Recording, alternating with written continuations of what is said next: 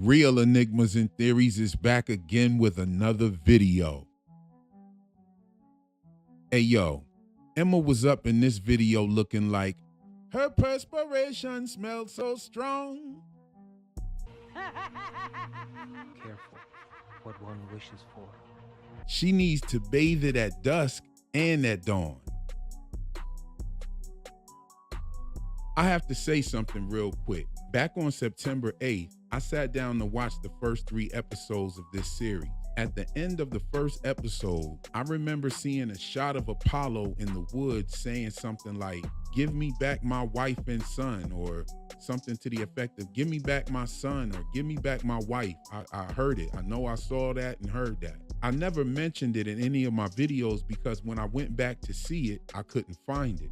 I thought I was bugging out or something, but if we see this in a later episode, then we'll know that I did see it. Let me know if any of you in the comments saw it too. If not, I'm gonna have to turn on episode 1, get a kettle of boiling hot water, and try to get this episode to reveal itself as a changeling. Or I could just wait for future episodes. So let's pull out the magnifying glasses real quick and get into this electricity. Emma with the blue light aura and the blue lights going in her eyes at the end of this episode was the perfect confirmation that Emma has power. And we see it at the beginning of the episode, how she cascaded from the fire escape like she was floating, and how she floated away after ditching her cell phone. I had a theory that Emma got back to the island and Cal told her that she would never be able to see her child, but Emma would feel like she's an exception. Here's where I said that. It seems that all of the women on the island had to deal with a changeling baby, but it doesn't seem that anyone has gotten their real child back. Maybe Emma and Apollo will be the exception.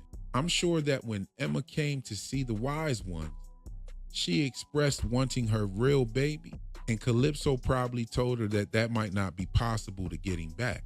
Emma probably refused to settle for that, so she started trying to find a way to where the fairies live.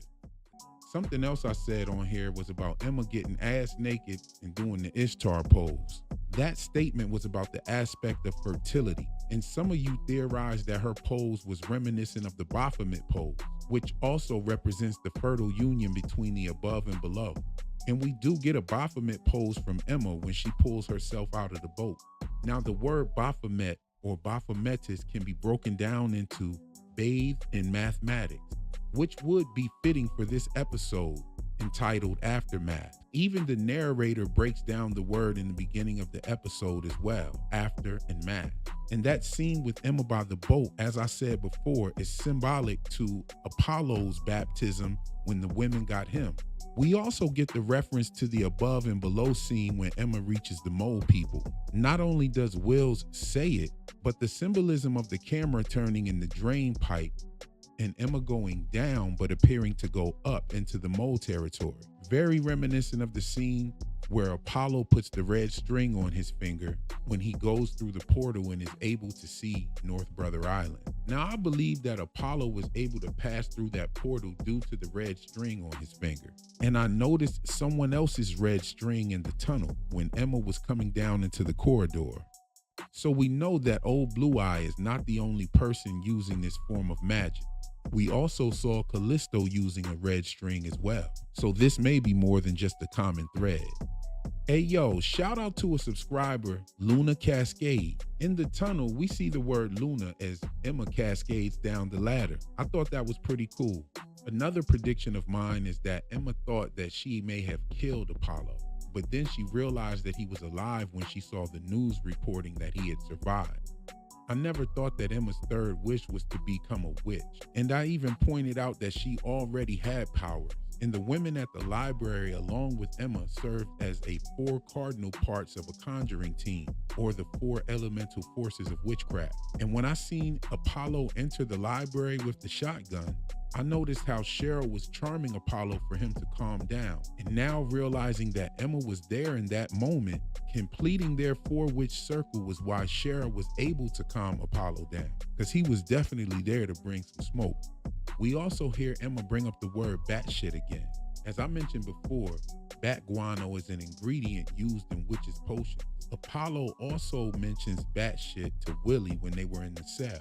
And since we're mentioning cells, Let's talk about the electricity or electricery. When people use the word electricery, they're talking about things of electrical nature that seem to operate by magic or trickery. Wills mentions this when explaining to Emma how the Motown works.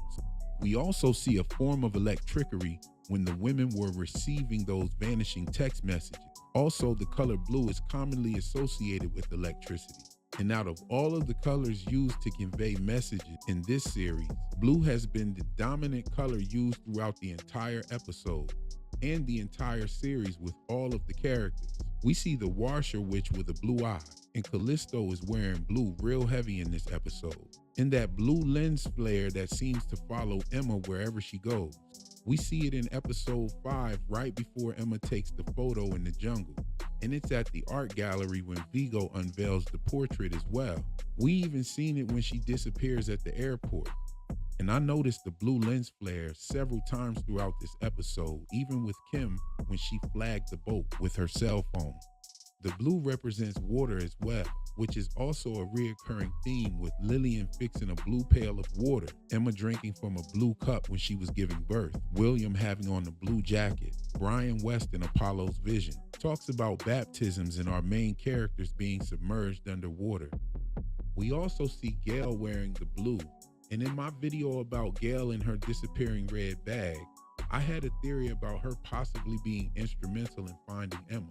And in this episode, we find out that it was her mother who was extremely helpful to Emma's search for Brian.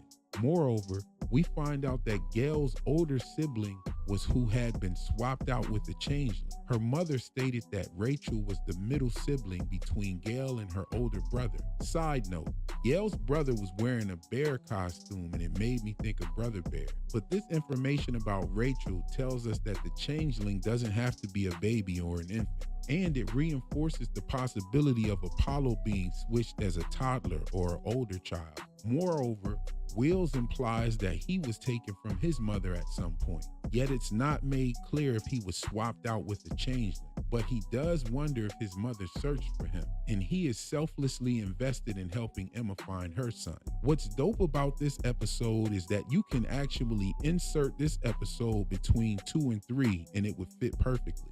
We also get confirmation of another theory that I had about Kim being the sister witch of Emma, when she states that she couldn't let Emma burn for this. She also says that she must let her go to get her back, which would be a reference to how witches were burnt at the stake. And the let her go to get her back is what Apollo had to do when she went to Brazil. Kim also knew how to signal that boat for Emma to go see Cal on the island. The green lantern on the boat is reminiscent of the green light that can be seen from the subway car in the beginning credits. Also with Lillian's green dress at the wedding and Emma's dress in the subway when she gave birth to baby Brian. Patrice's last name is Green, and the maple tree gives Emma a fresh green leaf. Then she thanks the tree like when she was in Brazil with the photographer, and his name is Leaf. Another dope thing about this episode is that it clarifies the time of Emma's disappearance, and it lets us know that at least 6 months have passed since Emma chained up Apollo.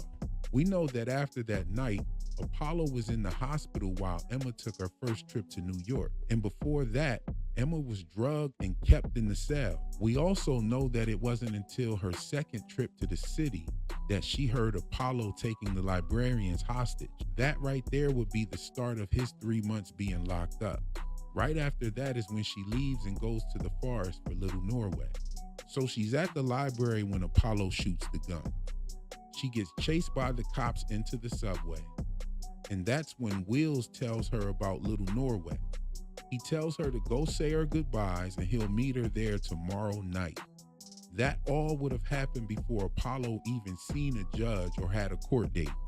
So she goes and says her goodbyes to Gail's mother and Callisto, then rides away looking like Dr. Manhattan from The Watchmen. So this would mean that Emma left right before Apollo did his 3 months. It kind of makes you wonder if Kim had heard back from Emma during Apollo's bid. From the looks of things, it seems like we won't get to see Kindergarten's Calvary until the season finale. And I think that Emma may have foreshadowed the death of Gail's mother. who was the first person on the island to notice Emma's will to find her baby and to tell her where to find the blue boat guarded by the same kind of enchanted chains that Emma got from one of Cal's witches. They also show the hand reaching back with Gail's mom and Emma, and then to see that woman's daughter taking Apollo's hand and leading him to the library is definitely a clue. So this breakdown is just after my first watch. I'm gonna watch it again and regale you with some of my humor and the gamut of my historical knowledge. No time to invite you for tea and regale you with the gamut of my historical knowledge. I have to say that I like the character Wills. There's a character similar to him in my novel, and he's a history buff, just like myself. I also noticed that the name reminds me of Willie's last name, Wheeler. Anyway, just something to think about while we wait on the next episode. That's all for my video today. I'll catch you in the next one.